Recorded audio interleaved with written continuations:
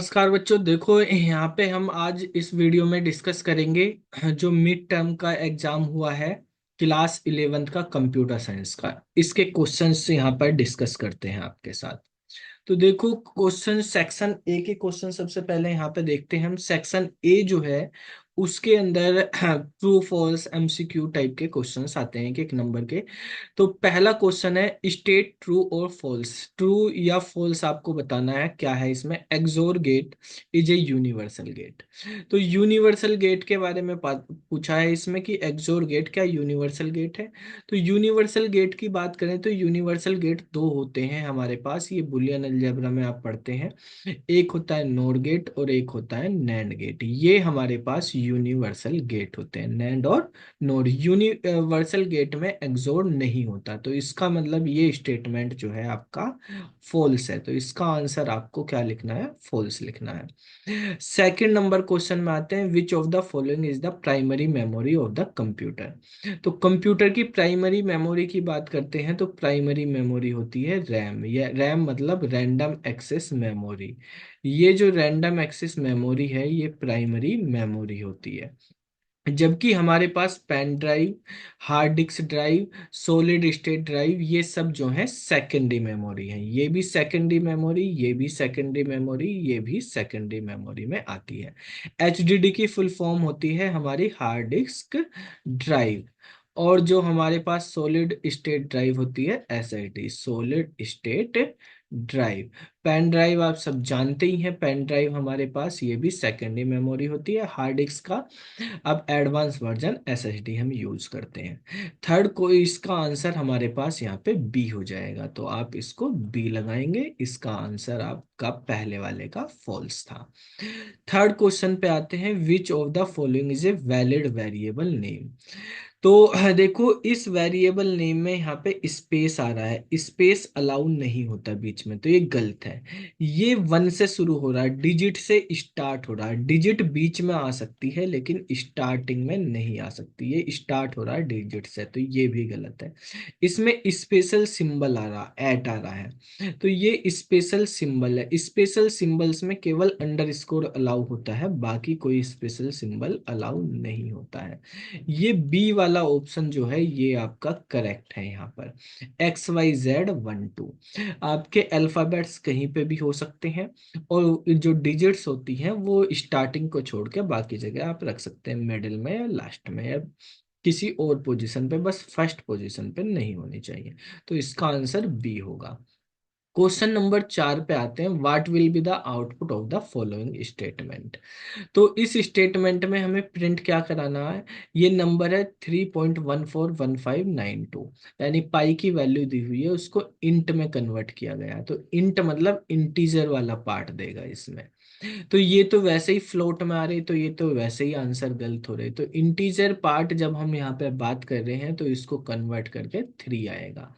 ये आप इस तरीके से यहाँ पे करके देख सकते हैं। जब आप स्टार्ट करेंगे यहाँ पर, तो आप प्रिंट में करते हैं यहाँ पे, जैसे प्रिंट अगर आप इंटरेक्टिव मोड में कर रहे हैं तो प्रिंट लिखने की भी आपको जरूरत नहीं है वैसे तो 14 15 92 यहाँ पे दिया हुआ है क्वेश्चन को, आप करेंगे 3 आंसर आएगा। ठीक है, तो इंटीजर वाला पार्ट इसमें निकाल देता है। जो इंट है, चाहे यहाँ पे आपने 9 4 भी लिख दिया तो भी आपको आंसर 3 ही देगा, केवल इंटीग्रल पार्ट देगा। ये राउंड ऑफ नहीं कर रहा कि अगर यहाँ 5 से ज्यादा होगा वे 4 कर देगा, ऐसा नहीं होता। केवल जो इंटीजर वाले पार्ट में लिखा हुआ है वही इंट रिटर्न करता है आपका। ठीक है, तो आंसर जो है इसके अंदर आपका 3 होने वाला है। तो यहाँ पे राउंड ऑफ का कोई मतलब ही नहीं होता है। ठीक है, तो इंटीजर मतलब इंट वाला पार्ट, इंट जो है इंटीजर वाला पार्ट देता है, तो इसका आंसर आपका डी हो जाएगा। क्वेश्चन नंबर 4 पे आते हैं।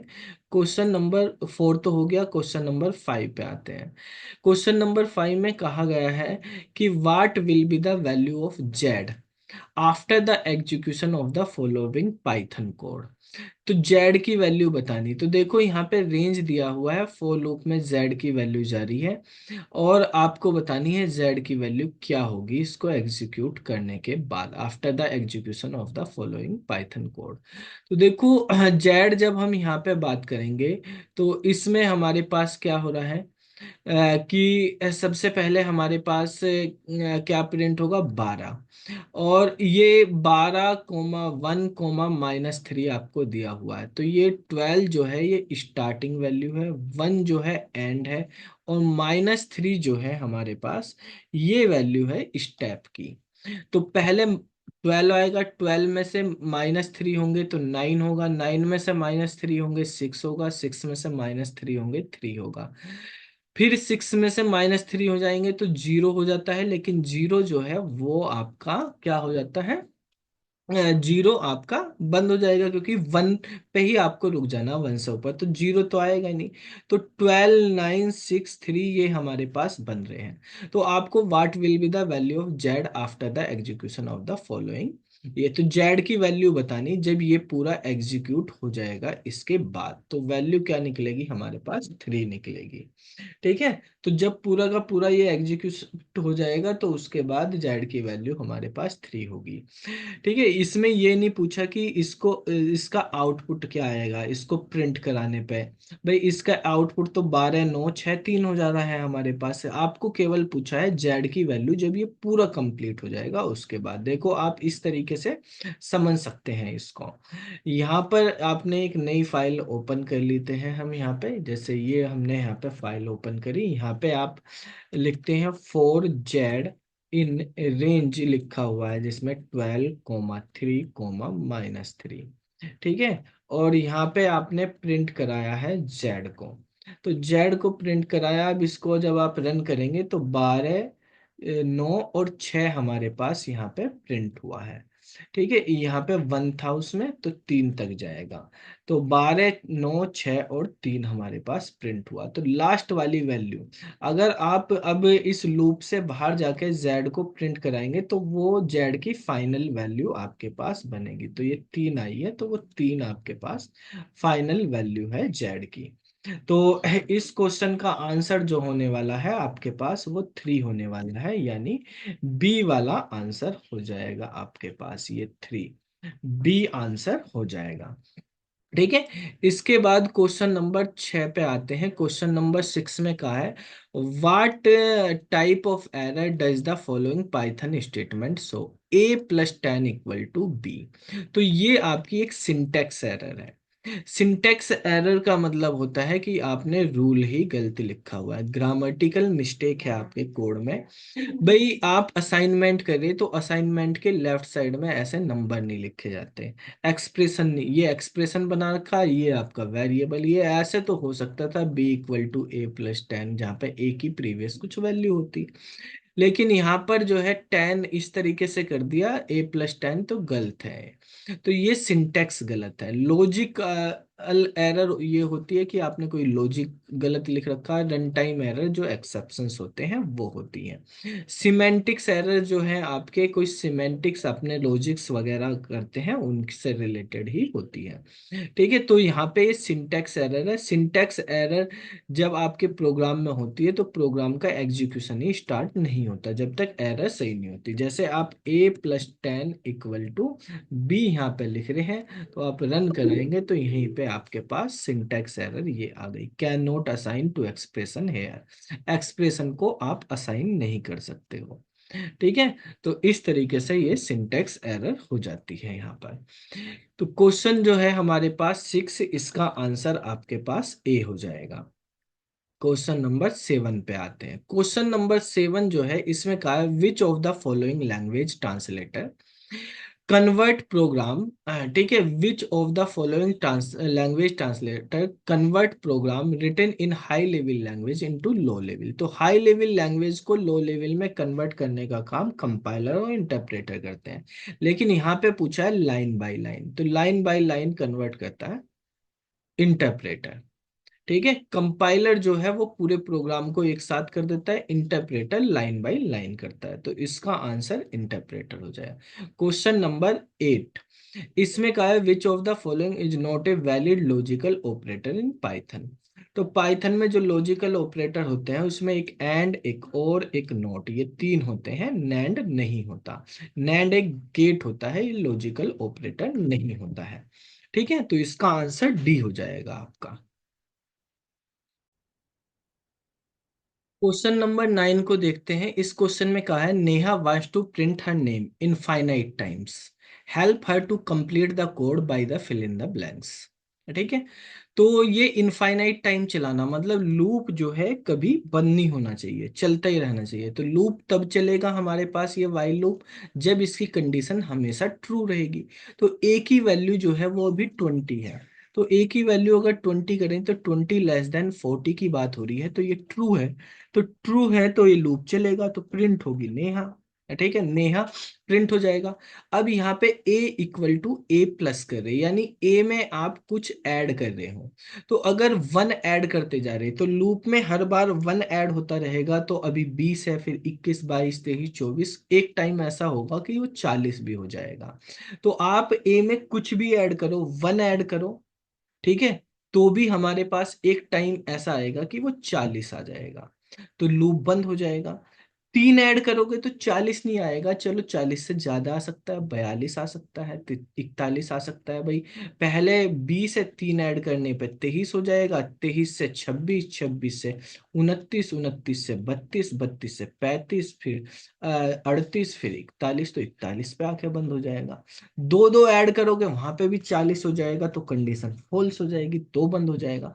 लेकिन जब जीरो ऐड हो रहा हर बार A equal to A plus zero हम जब यहाँ पे लिख रहे हैं, तो मतलब वो 20 का 20 ही रहेगा, ए की वैल्यू चेंज ही नहीं होगी। तो 20 तो हमेशा 40 से छोटा ही रहेगा। तो आंसर आपका सी वाला हो जाएगा। यहाँ पे जीरो ऐड कर दो, कभी भी लूप बंद नहीं होगा ये। इसके बाद हम चलते हैं नेक्स्ट क्वेश्चन में, question number 10। Following code convert data from into string. इस कोड में हम डेटा को इंटीजर से स्ट्रिंग में कन्वर्ट कर रहे हैं। तो this type of conversion in known as. तो ए जो है वो हमारे पास 10 है, 10 मतलब ये इंटीजर टाइप का है। अब इस ए को हम स्ट्रिंग में कन्वर्ट कर रहे, एस टी आर लिख दिया इसके आगे। तो एस टी आर जो है हमने मैन्युअली करके लिखा, अपने आप नहीं हुआ है कन्वर्ट।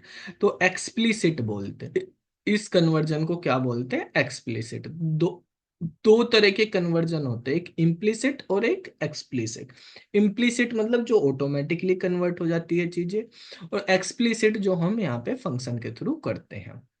तो ये एक्सप्लिसिट कन्वर्जन बी वाला इसका आंसर हो जाएगा। इसके बाद क्वेश्चन नंबर 11 पे आते हैं। क्वेश्चन नंबर 11 में कहा है which of the following statement will give error. तो z इक्वल टू 20 सही है, z इक्वल टू हेलो ये भी सही है, z इक्वल टू ट्रू ये गलत है, z इक्वल टू फॉल्स ये सही है। ये क्यों गलत है? तो z इक्वल टू ट्रू की में जो t है वो कैपिटल होना चाहिए। तो लिटरल वाला जो की ट्रू होता है वो कैपिटल में लिखा होगा। आपको पता भी है कि कीवर्ड्स की जब हम बात करते हैं तो एक नल कीवर्ड होता है हमारे पास, एक ट्रू होता है, एक फॉल्स होता है। ये वाले कैपिटल में लिखे जाते हैं। और ट्रू और फॉल्स जो है हमारे पास वैल्यू भी लिटरल की तरह भी यूज होते हैं। तो कैपिटल वाला लिटरल की तरह यूज होता है, स्मॉल वाला वो तो वेरिएबल बन जाएगा। तो ये स्टेटमेंट 3 आपका गलत है यहाँ पे, तो इसमें एरर आएगी, सी आंसर हो जाएगा। इसके बाद नेक्स्ट क्वेश्चन पे आते हैं, what will be the output of the following code. तो देखो x जो है कैपिटल X उसकी वैल्यू है स्मॉल x। स्मॉल x एक लिटरल है स्ट्रिंग टाइप का, और कैपिटल Y की वैल्यू एक्स वाई है। यहाँ पे हम चेक कर रहे हैं कि x नॉट इन y। ये कह रहा है कि x y में नहीं है, मेंबरशिप ऑपरेटर होता है नॉट इन, जबकि x तो है y में। ठीक है, ये स्मॉल x जो है इसके अंदर है y वाली वैल्यू के अंदर। तो मतलब ये गलत कह रहा है। तो ये मतलब क्या है? फॉल्स हो जाएगा, यहाँ पे इसका आंसर ए हो जाएगा। तो मेंबरशिप ऑपरेटर ट्रू या फॉल्स में आंसर देते हैं। क्वेश्चन नंबर 13 पे आते हैं। क्वेश्चन नंबर 13 जो है इसमें कहा है कि what is the base of octal number. तो ऑक्टल नंबर का बेस 8 होता है, बाइनरी का 2, डेसिमल का 10, हेक्सा का 8। तो बाइनरी का 2 होता है, ऑक्टल का पूछा है यहाँ पे 8 होगा, तो आंसर इसका बी हो जाना है। क्वेश्चन नंबर 14 में कहा what statement is used to terminate a loop prematurely. यानी लूप को बीच में कंप्लीट हुए बगैर आपको टर्मिनेट करना है। तो लूप को टर्मिनेट करने के लिए हम ब्रेक का यूज करते हैं, ब्रेक स्टेटमेंट वहां पे यूज करके आप लूप को बीच में रोक सकते हैं। इसमें आपको बताना है कौन सा डेटा टाइप पाइथन में म्यूटेबल होता है। म्यूटेबल का मतलब जिसको चेंज किया जा सकता है। लिस्ट जो है वो म्यूटेबल होती है, ठीक है। बाकी जो है हमारे पास स्ट्रिंग, टपल और इंटीजर, ये इम्यूटेबल टाइप के होते हैं हमारे, ठीक है। डेटा टाइप के म्यूटेबल और इम्यूटेबल का कॉन्सेप्ट यहाँ पे पूछा गया है। क्वेश्चन नंबर 16 में आते हैं। क्वेश्चन नंबर 16 में कहा है कि फिल इन द ब्लैंक करना कि इज ए कंप्यूटर प्रोसीजर। एक कंप्यूटर प्रोसीजर है that is not like a recipe, ठीक है, यानी कॉल्ड ए प्रोसीजर। तो and tell your computer precisely what step to take to solve a problem और reach a goal. यानी इसमें steps की बात करी जा रही, ऐसा कौन सा कंप्यूटर का प्रोसीजर होता है या इस प्रोसीजर को क्या बोलते हैं जिसमें किसी भी प्रॉब्लम को सोल्व करने के स्टेप्स लिखे जाते हैं, तो उसको बोलते हैं हम एल्गोरिथम। तो एल्गोरिथम की आपको डेफिनेशन बताई हुई है। Algorithm is the set of steps या step by step procedure to solve a problem, ठीक है, तो उसको एल्गोरिथम बोलते हैं। तो आंसर इसका सी हो जाएगा। इसके बाद क्वेश्चन नंबर 17 और 18 असर्शन और रीजन टाइप के क्वेश्चन है आपके। तो 17 क्वेश्चन में देखते हैं। 17 क्वेश्चन में कहा है कि an operating system is a system software. तो ये बिल्कुल सही कहा है, ट्रू है, ये ऑपरेटिंग सिस्टम एक सिस्टम सॉफ्टवेयर होता है, ठीक है। दूसरा कहा है software that carries out operation for specific application is called system software. ये गलत कहा है, क्योंकि स्पेसिफिक एप्लीकेशंस के लिए बताया गया है, स्पेसिफिक ऑपरेशन परफॉर्म करे, तो ऐसे सॉफ्टवेयर जो स्पेसिफिक टास्क परफॉर्म करते हैं उनको एप्लीकेशन सॉफ्टवेयर बोलते हैं। ये एप्लीकेशन सॉफ्टवेयर होते हैं, सिस्टम सॉफ्टवेयर नहीं होते, तो ये फॉल्स है। तो ए वाला हमारा ट्रू है और हमारे पास जो आर वाला है ये हमारे पास फॉल्स है। तो यहाँ पर आंसर हो जाएगा 17वें का सी हो जाएगा, ठीक है। 18 नंबर पे आते हैं। 18 नंबर क्वेश्चन में कहा है कि during execution of while loop, while else loop की बात करी गई है कि जब आप वाइल एल्स लूप यूज करते हैं, यानी वाइल के बाद एल्स लगाया हुआ है, तो else block execute in all scenario after finishing the execution of while loop. तो एल्स ब्लॉक जब वाइल के साथ लगाते हैं तो वो हमेशा एग्जीक्यूट होता है। कब नहीं होता? अगर आपने वाइल लूप को टर्मिनेट कर दिया ब्रेक स्टेटमेंट से पहले ही। तो ये बिल्कुल सही कह रहा है। जब वाइल खत्म हो जाता है उसके बाद एल्स स्टार्ट होता है, तो ये स्टेटमेंट ट्रू की बात कर रहा है, सही स्टेटमेंट है, ट्रू कह रहा है। लेकिन अगर ब्रेक लगा दिया तो नहीं होगा। देखो किस तरीके से होता है, यहाँ पे आपको वाइल लूप का एक स्टेटमेंट हम करके दिखा देते हैं, वाइल एल्स कैसे काम करता है। तो जैसे मैंने यहाँ पे लिख दिया a = 5 लिख दिया और वाइल लिख दिया कि जब तक a <10 से तब तक ये चले और प्रिंट करता रहे ए की वैल्यू को, और ए की वैल्यू में a+1 होता रहे। तो ये क्या करेगा, 5 से लेकर 9 तक आपका प्रिंट कर देगा, ठीक है। 10 से लेस देन रखा हमने, 5 से 9 तक इसने प्रिंट कर दिया। अब अगर यहाँ पे वाइल के बाद आप यहाँ पे एल्स लगा देते हैं, तो एल्स जो है यहाँ पे प्रिंट कर दिया आपने, डन लिख दिया मान लिया, तो अब उसके बाद लास्ट में डन भी प्रिंट हो जाएगा। तो ये हमारे पास प्रिंट हो जाता है जैसे वाइल खत्म हो जाता है उसके बाद ही हो जाता है। लेकिन अगर आपने यहाँ पे कहीं पे ब्रेक लगा दिया है, ठीक है, जैसे ये ब्रेक कर दिया, तो ब्रेक करने पे क्या होगा, ये आपके पास 5 प्रिंट करेगा, ब्रेक हो जाएगा।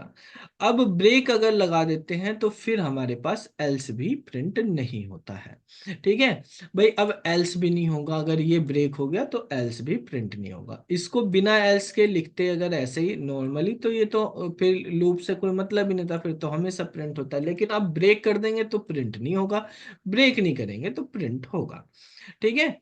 तो एग्जीक्यूशन इसका चल रहा है। अब यहाँ पर हमारे पास इसके बाद इसमें कहा गया है कि else block in while else loop run whenever false condition encounter, यानी जैसे ही एल वाइल में फॉल्स कंडीशन आ जाएगी तो वो एल्स वाला ब्लॉक चल जाएगा, बिल्कुल सही बात है। But due to execution of break statement while loop terminate without false condition, ठीक है। लेकिन जैसे ही आप लूप में क्या कर देते हैं, ब्रेक कर देते हैं, तो फिर एल्स नहीं चलता था, फॉल्स कंडीशन पे से पहले ही वो ब्रेक हो जाता है और वो हमारे पास नहीं चलता, तो ये भी ट्रू है।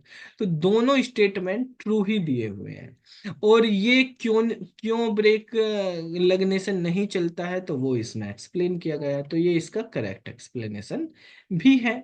ठीक है, तो इसका आंसर आपके पास ए वाला हो जाएगा, जिसमें यहाँ पे इसका सी था 17वें का, 18वें का आपका आंसर ए हो जाएगा, क्योंकि ए में लिखा हुआ है both A and R true, तो दोनों ट्रू हैं। बट इसमें ये भी लिखा R is the correct explanation of A. ठीक है, तो इस तरीके से ये होंगे। तो आप कमेंट करके बताएंगे कि इनमें से आपके 18 में से कितने क्वेश्चन सेक्शन ए के करेक्ट हैं, यानी कितने मार्क्स आ रहे हैं आपके। ठीक है, अगर किसी बच्चे के इनमें 18 में से 15 क्वेश्चन भी सही हैं, तो वो समझो वो इजीली पास हो ही जाएगा, इतना तो आगे भी उसने कर ही दिया होगा। ठीक है, तो बाकी सेक्शन बी के क्वेश्चंस अगली वीडियो में डिस्कस करेंगे। ठीक है, आप चैनल को सब्सक्राइब कर लेना, तो अगली वीडियो आपको जल्दी मिल जाएगी। तो फिर मिलते हैं अगली वीडियो में, तब तक के लिए जय हिंद जय भारत।